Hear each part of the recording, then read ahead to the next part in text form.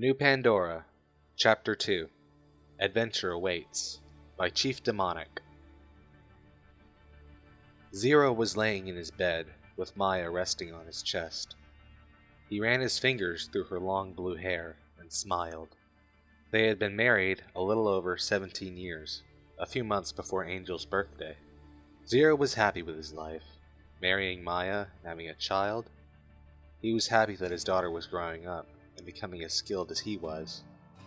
He looked down at Maya and smiled to see her so peaceful. The peace ended when he heard Angel scream from her room. Maya shot up and Zero practically knocked down his door to get into the main room. He sprinted across their small apartment and kicked in the door leading to Angel's room. He saw her standing by her bed with her arm raised. There was a major difference in his daughter, siren tattoos leading down her arm. He always suspected his daughter of being a siren, since she had the tattoos before. They were incredibly light, just barely visible, but now they were full-blown obvious. "Dad?" Angel cried in fear. "What's happening to me?"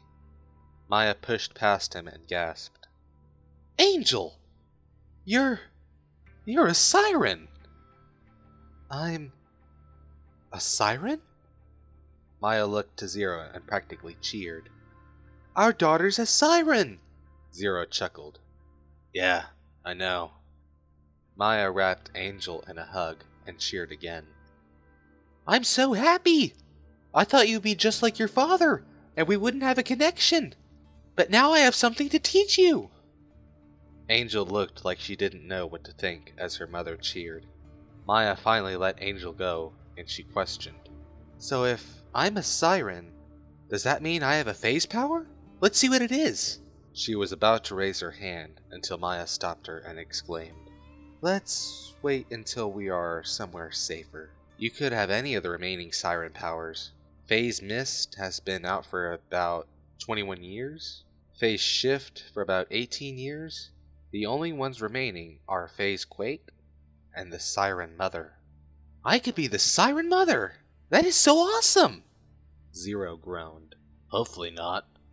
I could live with you having Phase Quake, but not all the powers." Angel cheered. "That would be amazing! When can I start using my powers?" Maya scratched her head and replied, "We would have to train you for a while before you can start using your powers to their fullest extent." "What?" Fine. Can I still go out with my friends today?" "Yes, but don't try to use your powers. We don't know enough about them yet." "Yes, Mother." Zero and Maya left their daughter's room and sat on the couch that faced the TV. "I can't believe our daughter is a siren!" Maya squealed. "Yes, dear. Why are you so excited about this?" "Well, Angel is almost the spitting image of you, and you've trained her to be like an assassin.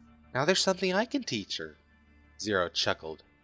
"I love you, Maya," she responded. "I love you too, Zero." They heard Angel's door open and close. The two looked back to see their daughter, in a black shirt and blue jeans, with her new blade on her hip, and sniper rifle on her back. "Where are you off to?" Zero questioned. "Wherever. There isn't a set destination in mind," Angel answered. "Well, be careful," Maya exclaimed. "Yes, Mother." "Bye. I'll be back." Angel walked out the door, and Maya sighed. "There goes our little girl." Zero put his arm around his wife and exclaimed, "Yes, which leaves us alone." Maya looked at him with a glint in her eye as she questioned, "What do you want to do now?" Zero smiled and kissed his wife. Angel walked outside of her apartment building and headed towards the bridge. She was excited that her parents let her go on her first adventure. Well, it wasn't much of an adventure since she was just going out with Patrick and Justin to test her sniper rifle out on some of the wildlife.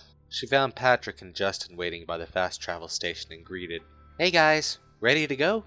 Justin questioned, "Where exactly are we going?" "I don't know.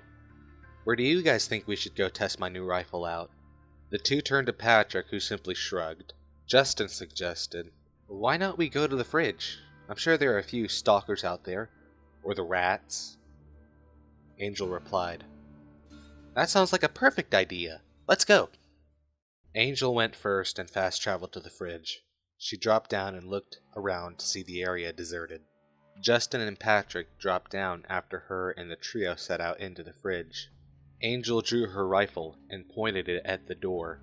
"Alright, open it," Angel ordered as Justin made his way to the wheel.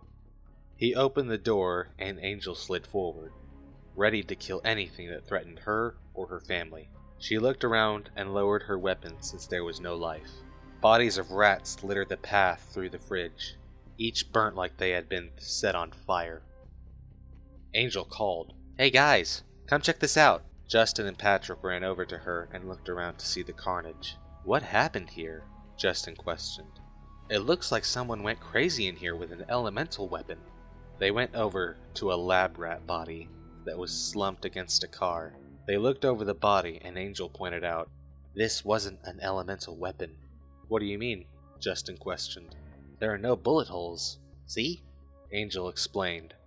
She pointed to the chest and there was no sign of a weapon. "Well, rats don't just burst into flames," Justin declared. "It looks like the fire started at the rat's chest and spread from there. But the only way they could do that is Lilith, and I doubt the commander of the Crimson Raiders is burning rats for fun." Patrick exclaimed, "Electrocution." The two looked over at Patrick, who was crouched over another rat corpse. They ran over to him and saw what he was talking about. This rat looked like it had been electrocuted until it died. Angel went to another rat body and saw it melted like it had been exposed to acid. "What happened to these rats?" Angel muttered. A cry pierced the silence of the fridge. The cry of a rat in pain. The three ran to the end of the broken highway and peered over the edge to see the source of the cry. A rat was surrounded by 4 men, and they were torturing the rat. The one that seemed like the leader was a very built man with spiky red hair that looked like fire. He was shirtless and wore black pants and black boots. The next had blue hair that stuck out like he had put a fork in an electrical socket. His shirt was white and he wore blue jeans with black boots. The third man had long green hair that looked greasy. His shirt was yellow and he wore grassland camo pants. The final man was bald and skinny, like he hadn't eaten in days. His shirt was purple and he wore black pants like the first. He stepped forward and held his hand over the rat, which slunk back out of fear. Angel used her sniper rifle to get a better look at what was happening near the door to the highlands. She saw something drip out of the bald man's hand and dropped onto the rat. Angel noticed the man's hands start to turn purple. It looked like it was a liquid, like his hand was slagged. Then it dawned on Angel. He can create slag, like Lilith can create fire, and Mom can create acid. She watched as the man covered the rat in slag and laughed. "A little more kick for our fun?" The red-haired man laughed. "Thanks, Slag. More fun for me." The red-haired man grabbed the rat by the throat and laughed. "I love the way they squirm." His arm caught fire and started to burn the rat. Justin growled, "These are not men. They are monsters." One of the things that Justin's dad taught him was never to torture anyone, even if they were bandits or creatures. "Put him down, Inferno," the blue-haired guy exclaimed. "Don't take all the fun." Inferno dropped the rat and laughed. "My bad, Electro. I just love the way they burn." Electro put a hand on the rat's shoulder, and Angel could see the electricity run from his arm into the rat, until Electro removed his hand. "An electrical burn is more of my style. What about you, Chem?" Electro asked. Chem's arm coated itself in acid, and he started to drip on the rat, causing it to flail in pain. "This is my burn. Chemical burn," Chem proclaimed. Angel looked away from her in scope and whispered, "We have to leave." Justin quietly barked, "We can't just leave that rat to be tortured." Angel looked back through the scope and put her sights on the rat. She took a single shot and ended the rat's suffering. All of the men looked up at them and Angel barked, "Move!" The three got up and started running towards the exit of the fridge. They were almost to the bridge when a wall of flame blocked their path. Angel spun around with her rifle ready. When it was ripped from her hands, Inferno stood before her and exclaimed, "What do we have here? I think you're a little lost."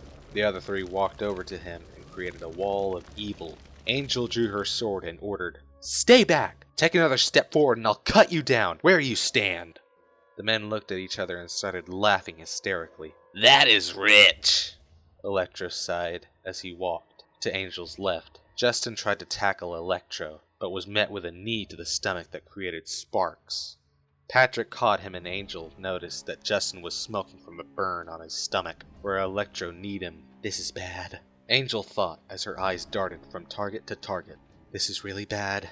I don't know if I can take all of these guys at once and protect Patrick and Justin."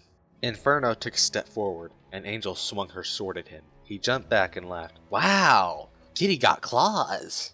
He took another step forward, and Angel swung again. This time he expected it and dodged the swing, then grabbed Angel's wrist. She tried to punch him, but he caught her hand and laughed. "You know what?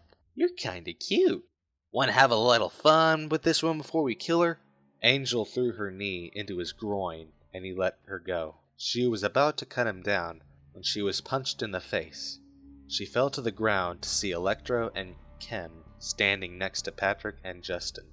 Slag was shaking his hand out as Inferno stood up and declared, "You know what? I'm just going to kill you, you little bitch." Angel stood up with her blade, ready, even though she knew that fighting would be futile. Electro and Kem were ready to kill our friends. Once she started to fight, and she wouldn't get to them fast enough, with Slag and Inferno ready for her, she was fast, but not that fast. She didn't know what to do until Slag and Inferno were thrown into Kem and Slag. Angel didn't know what happened to them until a large stalker, probably a badass, revealed itself. A guy about Angel's size jumped off its back and shouted, "Let's go!" He wore a black hoodie with the hood up and blue jeans that appeared to have never been washed. He held out his hand to Angel, and she noticed that it was robotic. The stalker growled, and she looked to see the four men to start to stand up. "You little shit!" Electro growled. "You are going to pay for that!" The man turned towards the other men and held his arms up. Small blue lights, like electric rounds from a Maliwan shock SMG, flew from his forearms at the men. All of the men jumped out of the way of the rounds, and the man shooting them shouted, "Sver, get those two and go home!" The stalker shot forward and grabbed Patrick, who was holding Justin. The stalker turned and shot down a tunnel, disappearing from sight. The guy grabbed Angel's arm and barked, "We're leaving!" He pulled her down the same tunnel the stalker disappeared down, and jumped onto an icy floor. She could hear Kemp shout, "They went this way! Let's get them!" Angel wasn't sure where the man was taking her. All she knew is that it was better than back there. Hopefully.